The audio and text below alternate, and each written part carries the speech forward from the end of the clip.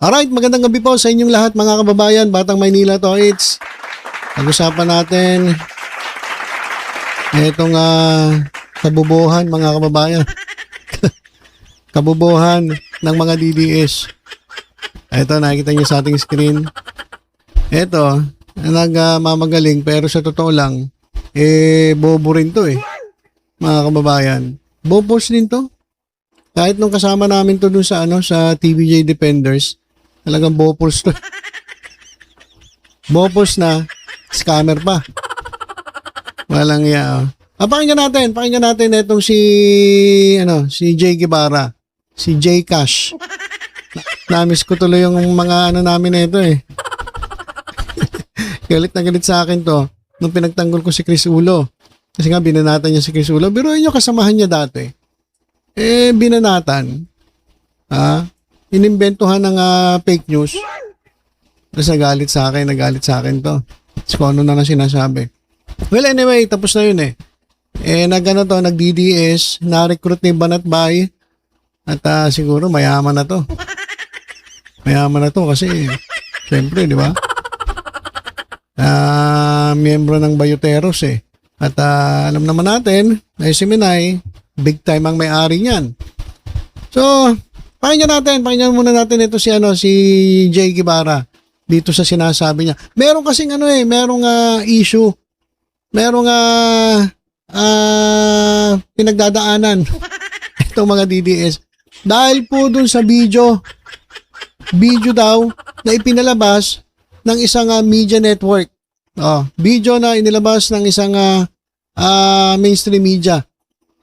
At pinipake news daw ang mga tao. Kasi, doon sa report ng, ano ba yon? DZBB ba yon? Maya malalaman natin. Doon sa report nila, ang pinag-uusapan ay yung pagharap ni Pangulong Bongbong Marcos at siya ang nanguna doon sa sa panunumpa ng mga bagong mga opisyales ng Vice Mayor's League of the Philippines. So, ang balita tungkol dun sa sa panunumpa na pinangunahan ni Pangulo. Pero ang pinakitang video ng media network ay yung file video. Nakasulat naman dun file video. Na kung saan, nandun si Presidente Marcos at dun sa video, nakita itong si Enrile. Sabi nila, pinipake news daw. Kasi, bakit nandun si Enrile? Patay na si Enrile. Tama naman sila. Bakit nandun sa video? Kaso hindi nila nabasa. File video. Ang tatanga rin Ang tatanga rin itong mga to. Ang linaw-linaw, file video. So, ibig sabihin, kapag file video, sigurado, luma na yung video. Kinuha nga yun doon sa files Diba? Pero ang nakita nila, hindi yung caption na nakasulat na file video, nakita nila si Enrile. Kaya sabi nila, pinipake news daw. Nabuko daw ang na fake news. Hindi ko alam kung sino sinasabi nilang fake news. Kasi kung tutuusin, wala namang kinalaman ng Pangulo dun sa balita nung media network na yon. Diba? Saka yung mga file videos, ginagamit talaga yan. Ginagamit po yan ng ilang mga TV networks. Lalong-lalo na kapag yung live video nila ay ini-edit pa. Diba? Minsan nakaka-live sila. Pero hindi agad nila pinapakita yung kasi syempre edit pa yan, dadaan pa sa proseso yan. Sa mga TV networks, may editor pa yan, check nila yan bago nila gawa ng report. So, napakalinaw naman na yun po ay file video. Ito, pakinggan natin si ito nga nagmamagaling na tanga-tanga. Ang galing, no? Biruin yan, naglabas ng picture na magkakasama sila. Kaso, hindi naman tanga yung mga Pilipino. Putang na, mataba pa si Marcos dun Tapos, ang malapit, magkakaroon daw ng, sa mga vice mayor, biglang lumitaw si Enrile. Hindi ko alam, pinanood ko rin yung video, yung about kay Enrile. Parang, ang nangyari doon is parang patibong na naman, para may makasuhan na naman mga Duterte supporters. Pero para sa akin, sinadya talaga nila na yun ang ilabas nilang video habang nare-report yung pagpupulong ng Pangulo at ng mga vice mayor. Wala na eh. Sa totoo lang, hindi na rin naman din bago sa atin yung ganun na kasi dati 'di ba yung kay Lisa nung usapang tantuko, 'di ba? Oh. Okay, so wag na natin ituloy kasi lumalayo na tayo eh. Napunta na kay Madam First Lady Liza Araneta Marcos. Doon lang muna tayo. Doon sa video na napanood niya raw na bakit nga daw lumabas si Enrile. Oh. Ang sabi pa niya, sinadya raw. Tamang hinala din to eh. Hindi kaya nagbabangag na rin to. So, sinadya raw nila. Kasi gusto kong liwanagin yung nila kasi wala namang kinalaman ang Pangulo dyan. Kung ang naglabas ay RTVM, yung network ng Pangulo, yun ang yung sisihin ninyo. Kung ang naglabas ay RTVM, pwede siguro kayong magduda. Bakit yun ay nilabas sila? Pero hindi naman RTVM. Ang naglabas diba? DCMM ba? DCRH? Hindi ko alam. Mamaya titingnan natin. So, sabi niya, bakit daw lumabas si Enrile? At mataba raw ang muka ni Presidente Marcos dun sa inilabas sa picture. Ang linaw-linaw, file video nga eh. File video nga ni. Luma na yon, kinuha pa sa file yon, at yun ang ipinlay.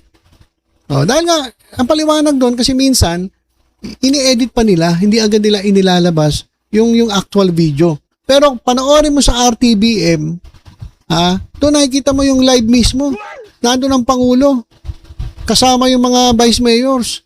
Kasi pinapanood nyo kasi iba eh. Puro kayo SMNI eh. Panoorin niyo RTVM. Ayun po yung mga live na kung saan live video na kung saan nakakover ang Pangulo. Doon sa live ng RTVM, wala naman si Enrile doon eh. So, etong nagmamagaling, bobols rin. Hindi na siguro naintindihan niya ibig sabihin ng file video. Meron pa isang nagmagaling din. Meron pang isang nagmagaling din. Nasaan na ba yan? Ito, pakita ko sa inyo. Ito. Ay, ito. Ano sa ba yan? Ito. Pasensya na ma'am. Ayoko sana pumatol sa babae. Kaso gusto ko lang maliwanagan ng taong bayan na minsan kasi mag-isip naman kayo. Huwag kayong tatanga-tanga. Di ba? Huwag kayong tatanga-tanga. Para hindi kayo sabihin bobo. Pakinggan natin ito. Sino ba to? Ayan. Ito na explain ko sa inyo para di na kayo magtalo sa nangyari kahapon. Okay. Pakinggan natin siya. Okay, unahan ko na kayo bago pa kayo magtalo-talo dyan. Ito ang video na nangyari kahapon. Di ba? Pinagtatawanan natin dahil yung binalita nila ay about sa kalusugan ni BBM na okay nga lang daw siya at yun ay sinabi ng Malacanang. Now, ang voiceover ng video ay tungkol sa kasalukuyan. Pero, clearly, the video was taken a long time ago kung kailan buhay pa si Enrile. Okay. Ayan file, video. Linaw-linaw naman. File, video. Hindi nila nakita yung file video. Ayan mga kababayan. Nakita nila si Enrile. Ganun talaga kapag kapag ikaw ay naghahanap ng butas, makikita mo yung iba yung nakikita mo. Yung mali yung nakikita mo. Hindi yung tama. 'Di ba? Kasi pag tiningnan mong file video, ibig sabihin, okay lang sa'yo makita si Enrile kasi luma nga yung video. Pero kung una mo nakita si Enrile, sasabihin mo niloloko ka. Hindi mo kasi nakita yung file video. Hindi mo nakita. File video nga ni. Kaya luma na yung video na yan. Pero may paliwanag siya. Pakinggan natin. Okay? Now, ano ang pagkakamali? Ang nakalagay sa petsa ay April 6, 2026. Okay? Tapos sa baba may nakalagay file video. So clearly ito ay hindi bago, hindi live. Okay? Alam naman niya Alam naman niya na hindi live. Okay? nasa kanilang mga files na nga. Pero, bilang ito ay isang impormasyon, lalo na ito ay isang balita, they should have indicated the exact date kung kailan kinuha itong video na to. At klaro naman na hindi talaga yan present video. Kasi buhay pa si Enrile, matagal na huyang siyang namayapa. I do not see something wrong naman kung magamit sila ng lumang video, kung wala silang bagong video, di ba? Pero sana nilagyan nila ng petsa kung kailan nila kinuha yung video na yan para hindi nalilito yung mga nanonood, di ba? Ayan, may indication ng April 6, 2026, file videos, tapos walang petsa kung kailan talaga kinuha yung video, di ba? Syempre, malilito yung mga nanonood. So, why did they do that? Nagkamali? Nakalimutan? Are they cooking something? We don't know. Sila lang nakakaalam niyan. Okay. So, naghinala na siya. Parehas ni Jay Guevara. Mga tamang hinala. Ito kasi mga kababayan, sinasabi niya, bakit April 6, 2026? Ito po kasi yung report ng DZBB, Super Radio, noong April 6. Diba? At ang nag-report si Manny Vargas. At yung video na yan ay luma na po. File video. Okay. So, kung ikaw ay matalinong tao, hindi mo iisipin na meron silang niluluto. Na niloloko nila ang tao. At pinapakita nila na malakas si presidente. Kasi sabi nga ni Jay Guevara di ba? Mataba yung mukha, tapos nakita pa si Enrile. Guys naman, mga DDS naman, mag-isip-isip naman kayo.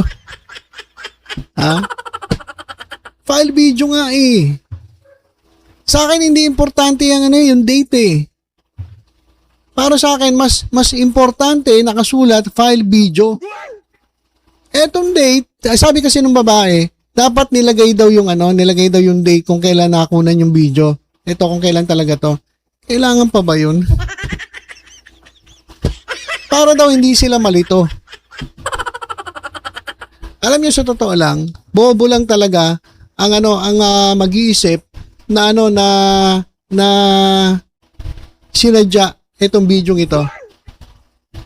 Mga tamang hinala lang. At natatawa daw sila kasi sinasadya daw na ipakita yung video na yan para palabasin na malakas ang presidente. Yun nga paliwanag ko dyan minsan, etong mga DCBB, kahit mga mainstream media, hindi agad naglalabas ng live video kasi ini-edit pa yan nila. Dadaan pa yan doon sa kanilang mga editor, dadaan pa sa mga boss nila yan bago nila ilabas. So, nalito daw sila. So, mga bobo talaga. Bopos talaga ito mga DDS. Alinaw-linaw file video. Ito meron siyang pangalawang video guys ito. Kasi may nag-comment, Bobo, nakalagay nga file videos O yan. Ngayon nagpaliwanag siya. Diba linaw-linaw nga file videos Ibig sabihin, kahit makita mo si Enrile, hindi ka magugulat. Hindi ka magtawag dito, hindi ka mag-iisip na niloloko ka kasi file video nga Diba? Kung nakasulat dyan live, doon ka magreklamo. Sabihin mo, niloloko kayo. Kasi nakita nyo si Enrile. Pero ang liwaliwanag anak ng teteng naman. File video. Si ate, may paliwanag si ate. Nakalagay nga file videos. Okay, ulit. Nakalagay nga file videos. Kasalanan nito lahat ng DZBB Teka mas, nanisi na. Kasalanan daw ng DZBB. Kung tutusin, wala namang kinalaman ng rito ang gobyerno rito walang kinalaman ng presidente, walang kinalaman ng sino ba? Ang press ng Malacanang. Wala namang kinalaman Kasi ang nag-post ng picture o video ay DZBB. Di ba? So kasalanan daw na yung DZBB. Yung kabobohan nila, itinuro nila sa DZBB. Dahil nalito raw sila. Ay nga mga tanga. Tawag tuloy tayong bobo. No. Ngayon po, kasi sir, may pagkakamali po yung nag-edit ng video na yan. Kasi po, dapat dyan sa gilid man lang ng file videos, dapat may nakalagay kung ano ang eksaktong petsa kung kailan nakuha yung video na yan.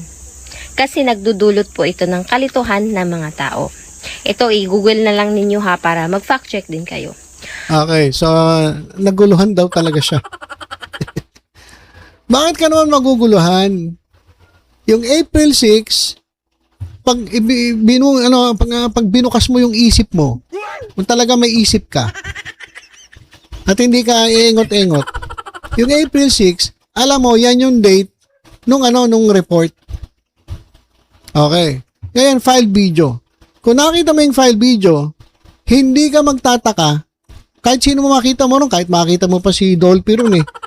Si Dolphy, si Panchito, o si sino-sino pa makita mo na matagal lang yumao. Itong pagkakataong ito, nakita nila sa Enrile. So, hindi ka magtataka kasi file video. Alam mo, kayo na lang mag-isip. Sinisisi nyo pa yung DCBB. Kayo na lang mag-isip. Gamitin nyo yung common sense. Common sense lang ba? Common sense. Kailangan pa ba ilagay yung date ng yung date ng video? Minsan ilalagay. Pero, porke ba hindi nakalagay yung date, isipin nyo, niloloko kayo? Pinepeke kayo? Doon pa lang sa file video na nakasulat, alam na. Hina talaga ng mga utak ng mga to. Sa totoo lang, ang hihina ng mga utak ninyo. Sige, tuloy natin. Itong ganitong file video lang ang nakalagay. Hindi sapat na ilagay ang file video sa isang balita na walang eksaktong petsa kung kailan nakuha ang video ay mahalaga para sa mga kadahilanan ng transparency at katumpakan ng impormasyon. Kung hindi alam ang eksaktong petsa, pwedeng ipahiwatig na ito ay lumang video o kuha noong tinatayang petsa. Halimbawa, lumang video, kuha noong 2020, source. So, dapat dyan sa gilid ng file videos, may nakalagay dyan yung petsa or yung estimated date kung kailan nakuha yung video na yan. Manny Vargas. Lagay mo raw yung date kung kailan nakuha yung video na yan. Dahil ito mga DDS, nalilito. Di naman ginagamit kasi ang mga common sense sila eh. Kung ano lang makita, yun lang. Hindi na nag-iisip. Kulang sila sa pag-iisip. So, kasalanan mo. Kasalanan mo, DCMM. Kasalanan mo, Manny Vargas. Kung bakit sila nalito. At pinagbintangan ka pa, sinasadya mo raw. Anak ng teteng naman na ito, mga ito. Naganap pa ng sisi sa kanilang kabubuhan eh, ha? Kuha yung video na yan.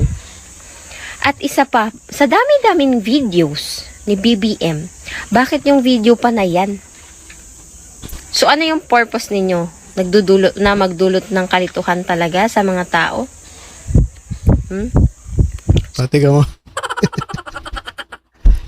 Ewan ko mga kababayan Ewan ko Kasi kung sabi ko nga sa inyo, kung medyo kayo mag-isip, kung medyo matalino, sabi natin, alam nyo agad na file video yon, luma na yon. Hindi mo isipin na meron silang niluluto o minimekos-mekos. Sino man iniwala ron na ayun yung live, nandun nga si Enrile. Di ba? Luma na yung video. Bakit mo iisipin na niloloko kayo ng DZMM? Niloloko kayo ng gobyerno? Ewan ko, hindi ko maintindihan kung ano mga isip na itong mga to. File video nga eh. Napagbintangan ka pa tuloy. Nasaan ba si Napagbintangan ka pa, Manny Vargas. Meron ka raw kumbaga parang niluluto. Pinapakita mo raw na mataba si presidente. Anak ko mga kababayan. Sa totoo lang, ito. Sabi nitong isa nating kababayan, file videos nga ni. Muli na naman pinatunayan ng mga DDS kung gaano sila kabobo. GMA News, GMA Network, GMA Public Affairs, GMA Integrated News. Bakit kasi file videos ang ginamit ninyo? Alam nyo naman na gamunggo ang utak ng mga DDS para maintindihan yan. Mag-sorry kayo sa mga DDS. Kayo na mag-adjust sa mga katangahan nila. Alam nyo naman palaging tama mga yan. Ha? Mag-sorry kayo, mag-sorry. Tiga mo ha.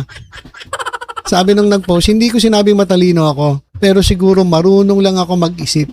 Yun lang yun mga kababayan. Hindi naman, ano ba kinakailangan ba? I-feed, isusubo sa inyo lahat? Isusubo sa inyo lahat? Kailangan nandiyan kompleto para malaman ninyo na ito ay file video, kailangan may date, nakasulat yon, lumang video. Katatangan naman ito. Kailangan ganon para maintindihan ng mga DDS. Kapag kulang, hindi nila naintindihan at sinasabi niloloko sila. Ayun nun, ganun lang naman yun Kaya di ba sabi ko sa inyo, kung kayo medyo ginagamit yung utak ninyo, yan kung hindi ka nag-iisip, eto mapapansin mo, si Enrile. Pero kung may critical thinking at common sense ka, eto mapapansin mo. Ayan, file video. Nagpaliwanag pa si ate. Kasalanan doon ng DCBB. O kaya DCBB, GMA, magpaliwanag kayo sa mga DDS. Mag-sorry kayo. Mag-sorry kayo. Mag-adjust na kayo. Kasi ganun talaga sila kabobo. Hindi nila ginagamit yung mga utak nila. Susunod, pag maglalabas kayo ng video, lalo na file video, susulat nyo yung date. Yan, para hindi sila nagmumukhang tanga. Hindi sila nasasabihan ng mga bobo. Diba? Para at least alam nila na file video talaga yan. Kasi bakit daw 8+6 nilagay mo Nako. Wala talaga itong mga So ayan po mga kababayan, yung talaga basta DDS bobo. Ewan ko, hindi sila nag-iisip. Pati ito si Jay Guevara, tanga-tanga rin. Pinatulan pa yung issue. Talaga nag-iisip to Kakigaganyan, kitid kasi talaga ng utak nito So, yan, pare-pares yung utak nila mga DDS.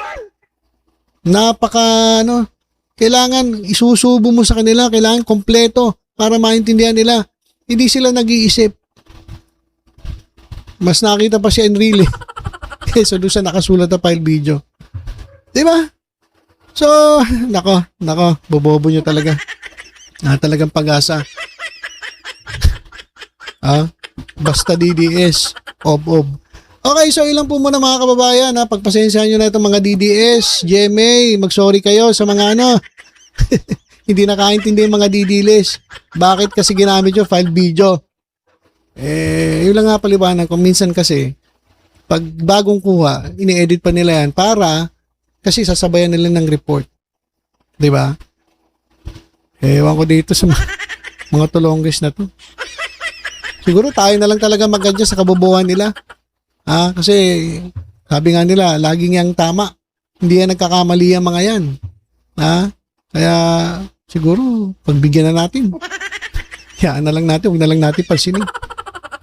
Okay, so yun lang po muna mga kababayan. Tutok-tutok lang po dito sa Batang Maynila. Sa iba pang updates. Ingat po tayong lahat. God bless po.